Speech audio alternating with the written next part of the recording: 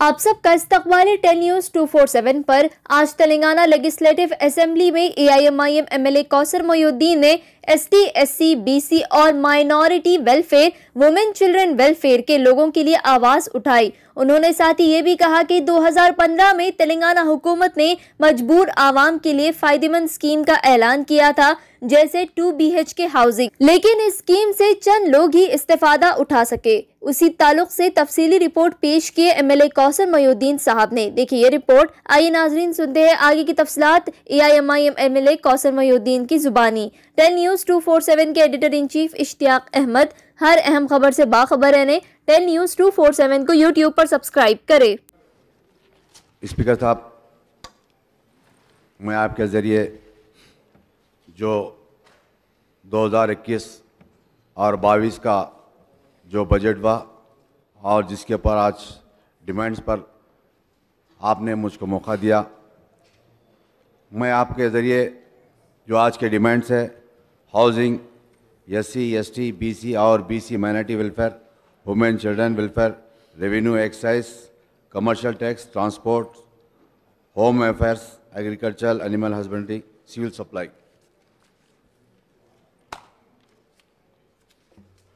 Speaker साहब, ये housing का मामला है।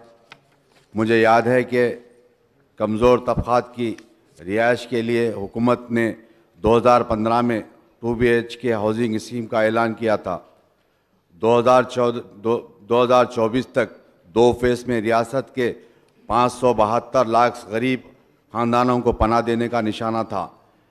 अक्टूबर 2015 में फर्स्ट फेज़ में रियासत के 33 ज़िलों में तकरीबन 272 लाख यूनिट्स को बनाए जाने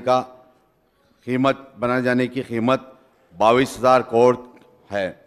हैदराबाद के 111 मुकामात पर जिसकी लागत 9,714 करोड़ रुपए की कीमत से तामीर किया जा रहा है। KTR साहब ने अगस्त 2020 में ऐलान किया था कि दिसंबर 2020 तक 85,000 मकानात को मुकम्मल करेंगे, गरीब आवाम को हवाले करने का ऐलान किया था। मैं हाउसिंग मिनिस्टर साहब से जानना चाहता हूं कि 2 BHK मकानात जो कंप्लीट हो चुके ज़ेर तामीर है, जो डिटेल हाउस को बताए।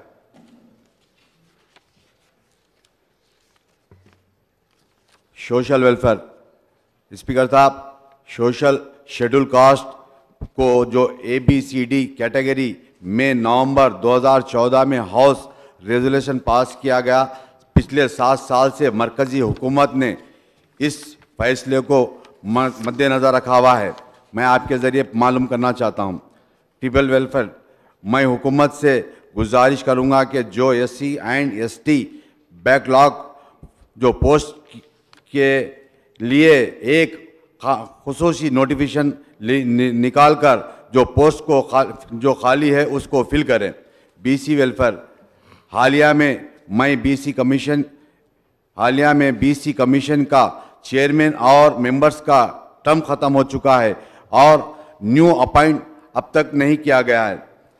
स्पीकर साहब, कल्याण लक्ष्मी शादी मुबारक जो हज़ारों एप्लीकेशन रेवेन्यू डिपार्टमेंट में है, पिछले 1.5 साल से जो पेंडिंग एप्लीकेशंस है और उन एप्लीकेशंस के लिए जो गरीब आवाम, जो बच्चों के वालिद और वालिदैन वो शख्स के इंतज़ार में हैं। मैं आपके ज़रिए हुकूमत को ये बताना चाहता हूँ कि जल्द से जल्द इन शख्स को फ़ंड रिलीज़ कर कल शादी मुबारक हो या कल्याण लक्ष्मी के फ़ंड को रिलीज़ कर कल जल्द से जल्द बहाल करें।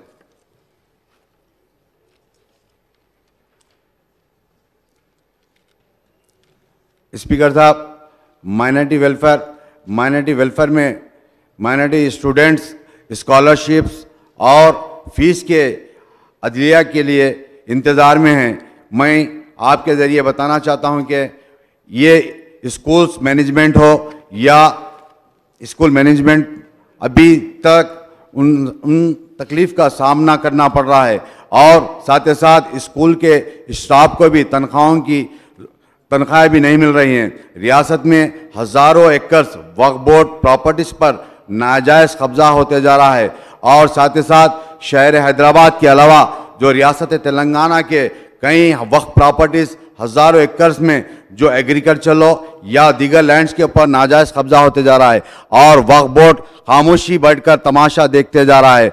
मैं आपके ज़रिए बताना चाहता हूं, जल्द से जल्द इसके ऊपर एक्शन लेकर जहां पर भी वक्फ बोर्ड के प्रॉपर्टीज हो उनके ऊपर अपने कब्जे को कायम करे और जो नाजायज़ कब्जा किया गया उनके ऊपर क्रिमिनल केस बुक करने का आपके ज़रिए बताना चाहता हूं। सीएम साहब ने ऐलान किया था कि माइनॉरिटी स्टडी सर्कल और रेसिडेंट कोचिंग सेंटर्स के लिए स्टार्ट करने के लिए, मगर कामयाबी नहीं हुई। मेरी पार्टी ने हुकूमत तेलंगाना से रिक्वेस्ट किया था कि डिस्ट्रिक्ट में रेसिडेंट स्कूल वक्फ प्रॉपर्टीज़ में शिफ्ट कर वक्फ प्रॉपर्टीज़ में तामीर करे और हुकूमत ने वादा किया था कि हुकूमत ने वादा किया था कि जो गरीब ठेला बंडी और हॉकर्स को ज़ीरो इंटरेस्ट पर लोन देने के लिए अभी तक वो भी वादा पूरा ना हो सका।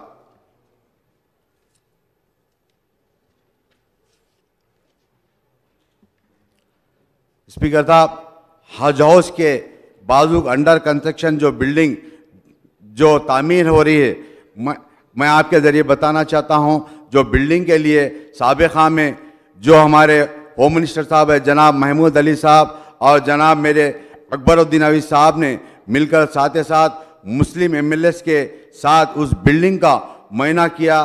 बिल्डिंग की काम को ख़त्म कर उस बिल्डिंग के अंदर माइनॉरिटी डिपार्टमेंट के तमाम ऑफिसेस को शिफ्ट करने के लिए मेरी पार्टी ने हुकूमत से गुजारिश की थी। मेरी जमात ने हुकूमत से गुजारिश की थी कि परमानेंट बिल्डिंग बनाकर रेसिडेंट स्कूल्स और वक्फ प्रॉपर्टीज़ के जहां पर भी तामीर करें उन नॉमिनल रेंट लेकर वक्फ बोर्ड के इस लैंड के ऊपर जल्द से जल्द जितने भी प्रॉपर्टीज लैंड वक्फ बोर्ड के लैंड्स है उन माइनॉरिटी बिल्डिंग्स को, उन तमाम स्कूल्स हो या दीगर ऑफिस को, उन तमाम नॉमिनल रेंट लेकर इस बिल्डिंग के अंदर शिफ्ट करने के लिए मेरी जमात की तरफ से गुजारिश किए थे। मैं आपके ज़रिए बताना चाहता हूँ, पिछले 7-8 महीने से इमाम हो या मसाजिद के मौज़िन हो, उन तमाम को हुकूमत की जानिब वक्फ बोर्ड की जानिब से उनको तनख्वाहें नहीं दी जा रही है। मैं आपके ज़रिए हुकूमत से गुजारिश करूंगा कि जल्द से जल्द वक्फ बोर्ड को फ़ंड रिलीज़ कर इमामों के लिए और मौज़िनों के लिए और उनके तनख्वाहों का इंतज़ाम करें।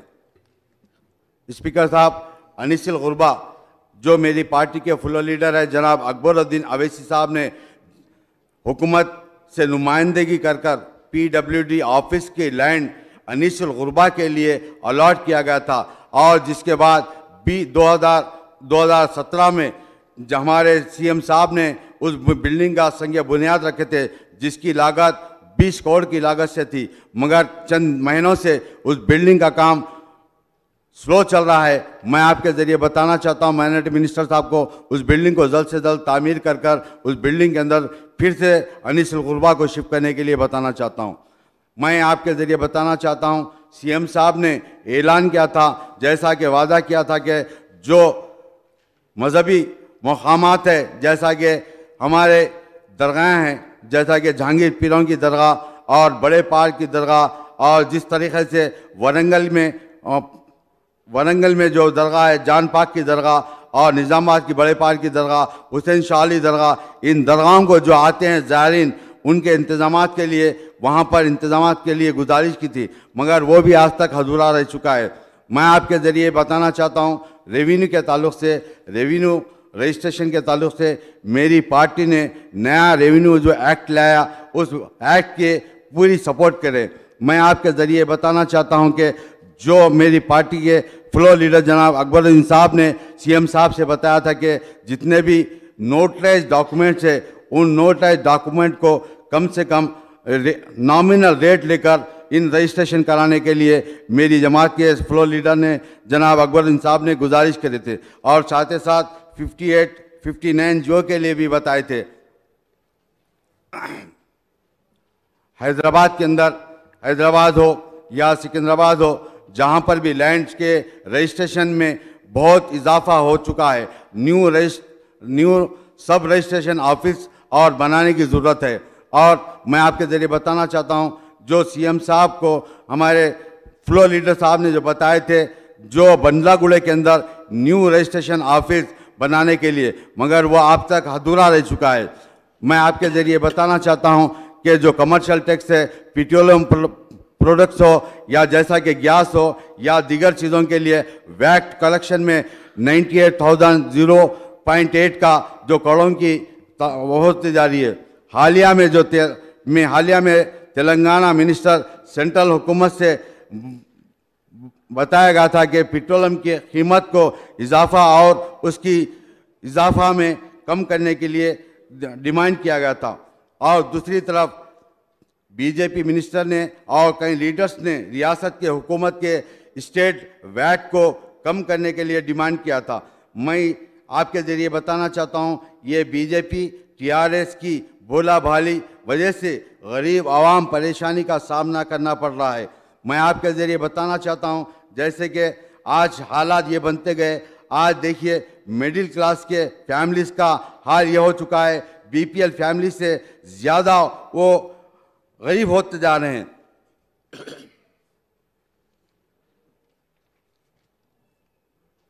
होम डिपार्टमेंट, इस साल बजट में होम डिपार्टमेंट के लिए 6,465 करोड़ रुपए अलॉट किया गया। गवर्नर और हमारे फाइनेंस मिनिस्टर साहब ने बजट में इस स्पीच में बोले थे कि रियासत में लैंड ऑर्डर इफेक्टिव और मेंटेन किया जा रहा है। मैं आपके ज़रिए बताना चाहता हूं, हुकूमत ने जो पिछले लॉकडाउन के मुद्दत में जो दोनों शहरों के अंदर जो क्राइम का जो ग्राफ कुछ तक कम हो चुका था, उसके बाद लॉकडाउन होम जो फिर शुरू होने के बाद और लॉकडाउन हटाने के बाद आज देखते होंगे दोनों शहरों के अलावा जो रियासत के मुख्तलिफ हिस्सेजात के अंदर दिन दाड़े मर्डर होते जा रहे हैं। मैं आपके ज़रिए ये भी बताना चाहता हूँ, जो पिछले महीने जो पेद्दापल्ली के अंदर एक वकील और उनकी वाइफ का मर्डर किया गया, जो दिन की रोशनी के अंदर इस मर्डर और साथ ही साथ कई जगह पर ऐसे दिन की रोशनी रात के अंधेरे में कई मर्डर्स होते जा रहे हैं। मैं आपके ज़रिए बताना चाहता हूँ, और साथ ही साथ रियासत के दूसरे हुकूमतों में जो आज जहाँ पर भी जो सीसी कैमरों का इंतजाम नहीं है, वहाँ पर लाइन ऑर्डर किस तरीके से मेंटेन किया जा रहा है। मैं आपके ज़रिए बताना चाहता हूँ हुकूमत को, आप देखते होंगे पिछले आज लॉकडाउन के बाद जो शहर हैदराबाद हो या सिकंदराबाद के अंदर जो ट्रैफिक पुलिस की जानिब से जो आवाम के ऊपर जो असर होते जा रहा है, दिन दाड़े रात के टाइम दिन के टाइम जो चालाना कर कर और कई बच्चों को और कई लोगों को चालान के बुनियाद पर इन तमाम को जेल भेजा जा रहा है। मैं आपके ज़रिए हुकूमत को बताना चाहता हूं, जो ट्रैफिक की वजह से जो ट्रैफिक के जो अहदेदार है उनकी वजह से जो आज गरीब आवाम को मुश्किलात का सामना करना पड़ रहा है, मैं आपके ज़रिए बताना चाहता हूं। और आपने मुझको जो मौका दिया, मैं आपकी तरफ से शुक्रिया अदा करता हूं।